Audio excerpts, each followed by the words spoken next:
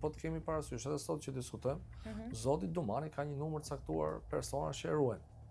Dhe jo, dakord, por shtuar e kanë fjalën. Fjala e shtuar do të thotë që kemi një informacion që mund të rrezikohet, domethënë, jeta. Mbrojtja e tij është trajnuar në Bruksel etj. Ai vetë është shprehur dhe në deklarata publike, pa kur shprehet një prokuror. Tani që jam cënuar dhe është rrit numri i rojeve, sepse po të ndodhi një diçka aty dhe shteti shqiptar, kuptimin policisë shtetit, që sepse policia e shtetit merret me mbrojtjen e fizike të Dumanit, forcat e gardës republikës, mbas ligjit këto merren me mbrojtje. Janë dhe shërbimet e tjera të policisë, të cilat janë në funksion të spakut. Dhe mendoj që ka lidhje edhe me ngjarjet, me retorikën politike. Ai është ndjer i kërcënuar, sepse kur ndihet një person i kërcënuar, se ka raste edhe unë për shkak detyrës ka dalë personi, ka thënë do të vras. Pra në mënyrë ka dalë një person para shumë, do të bëj këtë, do të bëj atë. Ai është ndjer i kërcënuar. Tani sa janë reale këto apo jo, është gjë tjetër. Por kur një person ndihet i kërcënuar, shihet nga ana subjektive e vet personit. Pra nëse ai ndihet i kërcënuar, duhet të tregoj shkaqet ose një mesazh që është diskutuar, nuk e di ç'a informacione ka, aq më tepër nga shërbimet e huaja. Sepse dhe shërbimet e huaja, siç e dim, ka. Mendoj që shtimi i sigurisë është diçka e mirë që mos që të eliminohen dhe i pasojë mundshme. Kjo është pak a shumë. Po. Të ndalesh edhe unë pak te kjo pjesë, e para një që unë bie dakord me ato të cilët ka thënë zoti Dumani, pasi po ta shikosh këto vite, 6 vite që ka filluar struktura e posaçme, ka prishur ekuilibra, ka prishur balancë. Dhe personazhet veçantë, të cilët ne i dim se cilët janë, e kanë anatemuar dhe sharë në publik, në media e tjera, e cila ka gjeneruar ndoshta edhe në pjesë të kërcënimeve të pjesës së atyre mbështetësve që ata kanë me ato struktura. Janë prishur shumë fije. Struktura posaçme ka prishur fijet. Fijet se si punonte në përgjithësi rehatia e oligarkisë shqiptare. Dhe duhet të dish që është bërë një vjedhje aq masive sa që do të duhen 10 struktura të posaçme të merren me një vend kaq të vogël dhe kaq barbar, të cilët kanë vjedhur në mënyrë përbindshme, që do të thotë që nga pjesa që kur kanë qenë ato bashkitë më të zgjeruara, që kur kanë qenë komunat, ai ushqyellsi, lekët aty ushqyellsi janë dhënë 3 herë apo 4 herë, për atë pjesën atë kopshin janë dhënë 3-4 herë, për atë shkollën janë dhënë 3-4 herë, për atë pjesë infrastrukturë janë dhënë 3-4 herë. Tani këto para ku kanë shkuar? Kush ka përfituar nga kryetarët e komunave apo kryetarët e bashkive? Kështu që arrestimi këtyre dhe mënyra se si e këta e shajnë, këta në kupola e grupit të atyre mbështetësve që janë prishur ekuilibrat financiar. Se sot struktura posaçme nuk të falë dhe i shikon. Dhe unë bie dakord me gjithë kërkesat e tia që të shtoj rojet, sepse nuk është vetëm përballja politike, që është shumë e egër. Por kemi dhe një përballje me grupe të caktuara të cilët ata kanë në posedim, kanë arrestime, kanë shumë element kriminal të cilët të jemi edhe të arsyeshëm që struktura posaçme ka punuar dhe ka lëvizur. Nuk po flasim që ne mund të pretendojmë që mund të kemi një kualitet sot, por do na duhet shumë kohë për pjesën e kualitetit. Dhe pjesa tjetër që unë jam i kërcënuar dhe nga politika, patjetër. Zoti Berisha një në javë del edhe e shan.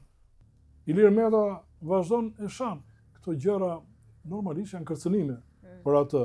Por që këta tani justifikohen, shikoj edhe unë nuk e shaj, thot, po sepse unë e them për mbështetësit, sepse këta e kanë rregulluar kaq bukur atë, ka një nen kushtetuta që deputeti nuk mban përgjegjësi për fjalët që thot. Edhe prandaj Sali Berisha përfiton, prandaj përfitojnë të gjithë këta që shajnë dhe kërcënojnë të gjithë këtë pjesë të strukturës së drejtësisë. Tani, flasim pak për pasardhësin e Altin Dumanit. Meqense edhe pak ditë si kanë mbetur kreut aktuali, mbaron mandati tani në 10 orë.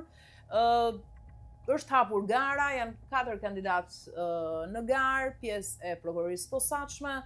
flitet për lobingje underground për zgjedhjen e pasardhësit, njëri për shembull mund mbështetet nga qeveria, njëri i preferuar i amerikanëve, njëri i mbështetur nga vetë kreu aktual i SPAK-ut, etj. Ndërkohë nga ana tjetër, procesi nuk po finalizohet edhe ai për kreun e Byros Kombëtare të Hetimit, duket sikur është marrë peng, ka kaluar çdo lloj Është lënë heshtje. afati. Çfarë po luhet në ndeshëm nga këto dy organet kryesore të drejtësisë, SPAK, BKH? Avokat? Shiko, pjesa e administratorit 3 vjeçar të strukturës posaçme është një rol përfaqësimi dinjitoz të strukturës. Pra, duhet patjetër një personazh dinjitoz, duhet i pa lakuar në shumë afera, të cilën te zoti Domani nuk gjete element në gjithë këto vite minimalisht që të thoshe që zoti Domani ka bërë këtë. Po ta shikoni, edhe vetë ndërhyrjen atëherë të ambasadës amerikane, që u bë për predispozitën e zotit Domani, ishte pikërisht një nga këto kushte, që ai ishte person i palakuar për të vendosur në krye. Por unë shikoj që ata kërkojnë një personazh të palakuar dhe mos jeti përfolur në pjesën e... Kush e kërkon? Kur thua ata? Edhe njërë, opinioni sot, opinioni... Ose zgjedh opinioni... Një sekond. Opinioni sot kërkon që struktura e posaçme të vazhdojë në rrugën e Altin Dumani. Por personazhet që janë sot kanë element të cilët janë lakuar në media e tjera, më përpara për arsye të ndryshme, nuk e di, punë mediatike apo nuk do ta di, apo denoncime apo kallëzime e tjera. Këtë gjë është pjesa administrative e institucionit, është pasërtia e institucionit. Dhe ata kërkojnë të vendosin dikë që të jetë në nivelin e Altin Dumani. Tani se kush do t'i plotësoj? Kush e ka në dorë njërë këtë Një sekond, e ka Këshilli i Lartë i Prokurorisë. Përtej struktura dhe halkës ligjore. E kisha përtej saj. Kush e ka në dorë? E kanë amerikanët. Shiko, ligjërisht, me underground mund të jenë amerikanët. Me underground. Me underground mund të jenë edhe pjesa e politikës. Por që administratori që do zëj këtë pjesë të vendit që do të lëshoj zoti Dumani, është që 4 pika ka administratori. E para njërë është përfaqëson institucionin në nivelin administrativ. E dyta është kërkohet një integritet i pastër moral i tij që të përfaqësojë këtë institucion. Pjesa tjetër është të përfaqësojë institucionin në takime të ndryshme me kolegët apo strukturat bashkëpunuese në nivelin ndërkombëtar dhe të ruaj ekuilibrat e brendshme në marrëdhëniet, në denoncimet apo problematikat që ka institucioni brenda për marrëdhënien e hetimit, pra që të jenë prokurorët në vëmendje që të zbatojnë ligjin. Kaq ka detyrë, sepse në dosjet e prokurori ai nuk ndërhyn dot, se vetë ligji i posaçëm që është bërë sot për këtë funksion nuk të lejon më të ndërhysh të prokurori. Po sipas jush, kush është favorit? Shiko, bazuar në këtë analizë. Është pak e vështirë për të thënë, por që në këtë moment është zoti Xholi dhe Braho. Këta të dy do të veçoja që janë kandidaturat e forta. Okej. Prokuror, pres ti jesh më i drejt për drejt për këtë punën e nëndeshme të kandidatit më favorit, apo të lobingut të caktuar që mund... Tash lobingje janë bërë, do të thonë bëhen. Edhe vetë kandidatët bëjnë lobingje, është e lejueshme për vota e tjerë. Formalisht nga pikpamja formale, kandidati do zgjidhet nga KLP-ja, është caktuar dhe data, do bëhen dhe pyetjet, do paraqisin platformat e tjera. Pra është KLP-ja e cila do ta bëjë zgjedhjen. Të 4 kandidatët nga pikpamja formale i plotësojnë ato kushtet formale. Ne kemi para kohë të fundit disa foto, domethënë që janë hedhur në media, domethënë te ambasada amerikane për prokurorin Bravo. Megjithatë, prapë do jetë organet e brendshme që do ta zgjedhin. Do thoja që puna e SPAK-ut do vazhdojë, janë pjesa më e madhe e prokurorëve të SPAK-ut aktualisht që flasin, do të thënë janë në mandatin e fundit, është mandati i tretë i fundit.